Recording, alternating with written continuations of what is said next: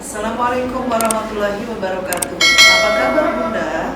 Sebelumnya kita sudah membahas 5 rekomendasi menyusui dari 10 rekomendasi menyusui yang dianjurkan agar anak kita tumbuh sehat dan cerdas. Nah sekarang Bunda, kita akan membahas poin-poin berikutnya. Poin yang keenam adalah yang menunjang untuk keberhasilan menyusui, yaitu posisi dan pelekatan. Apa yang dimaksud dengan posisi dan pelekatan? Yaitu bagaimana cara Bunda untuk menggendong ataupun memposisikan bayinya pada saat menyusui. Ini terutama pada 3 bulan pertama saat anak belum banyak bergerak. Nah, untuk memposisikan, pertama-tama Bunda, bayi didekatkan ke badan ibu tegak lurus. Kemudian kepala diletakkan di lengannya, kepala bayi diletakkan di lengannya, lalu kemudian perut bayi menyatu dengan perut ibu. Nah, tangan ini menyangga, lalu otomatis wajah anak menghadap ke payudara, lalu lengan anak terjuntai atau tidak dilipat. Ini memposisikannya. Nah, bagaimanakah melekatkannya? Melekatkannya artinya wajah bayi menghadap kepada payudara, kemudian dagunya disentuh dengan payudara, lalu kemudian otomatis mulut bayi terbuka. Begitu mulut terbayi, arahkan untuk mulut itu masuk memenuhi areola. Apa itu areola Bunda? Areola adalah lingkaran hitam di sekitar payudara. Jadi pastikan mulut masuk ke areola.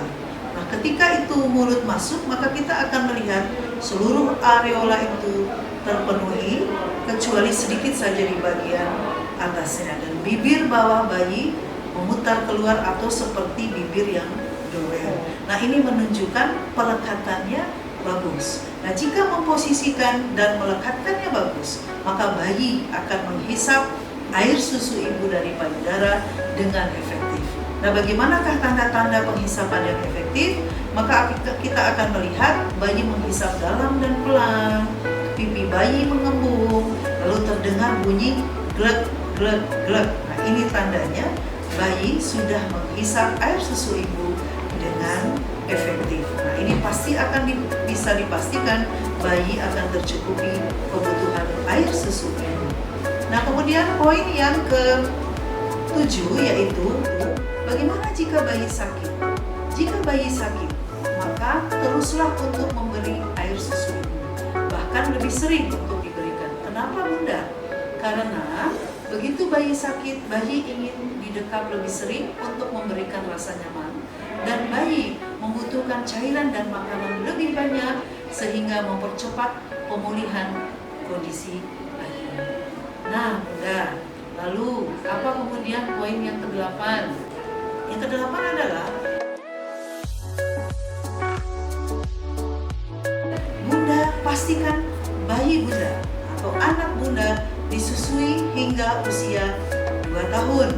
Karena meskipun anak sudah mendapatkan makanan pendamping air susu ibu di usia 6 bulan, ASI tetap diperlukan untuk pasokan antibodi dan zat-zat gizi yang diperlukan oleh bayi Bunda. Nah, kemudian Bunda, poin yang ke-9 adalah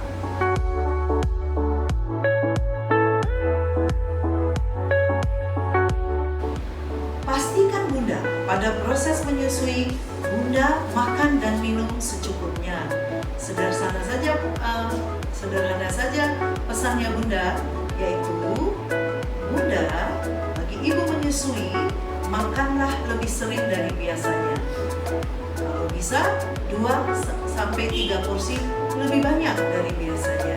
Biasanya Bunda makan 3 kali sehari, Bunda bisa makan 5 hingga 6 kali sehari untuk memenuhi kecukupan gizi Bunda. Karena saat ini Bunda membutuhkan untuk diri Bunda dan juga untuk bayi yang disusui.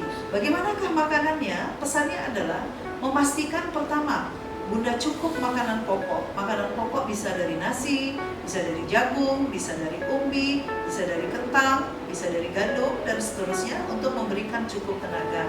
Kemudian Bunda, makanan berikutnya adalah yang memenuhi protein hewani, yaitu makanan protein hewani berupa pangan, daging, ayam, ikan, hati, kemudian seafood, dan seluruh protein hewani lainnya yang memastikan Bunda cukup protein dan zat besi. Lalu kemudian kacang-kacangan sebagai sumber protein nabati.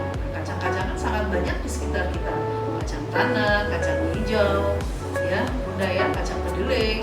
Bisa juga dibentuk dalam olahannya berupa susu kedelai ataupun olahan berupa tahu dan tempe, oncom dan lainnya.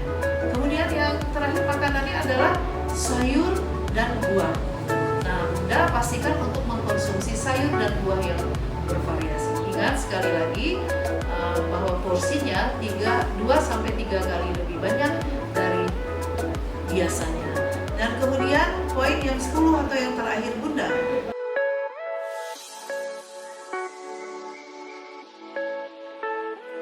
jika Bunda dalam kesempatan itu berpisah dalam waktu lama dengan anak, entah karena ada keperluan pekerjaan atau keperluan lainnya, maka pastikan ASI yang diperah diberikan kepada anak tidak menggunakan botol, tetapi menggunakan sendok dan menggunakan cangkir atau gelas, ya, supaya anak kita terhindar dari penyakit infeksi akibat tidak bersihnya botol susu yang kita siapkan untuk anak.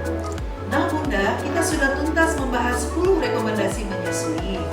Dan yang barusan kita bahas, saya ulangi lagi. Poin yang keenam adalah posisi dan pelekatan.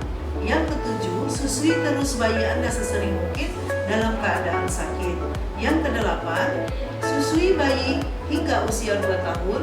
Yang kesembilan, pastikan Bunda makan minum yang mencukupi kebutuhan Bunda selama proses menyusui 2-3 kali lebih banyak dari biasanya.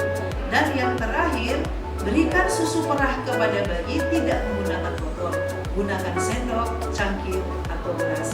Demikian Bunda, jika kita menerapkan 10 rekomendasi menyusui, maka kita bisa memastikan bayi kita cukup pasokan ASI, bayi kita tumbuh sehat dan cerdas.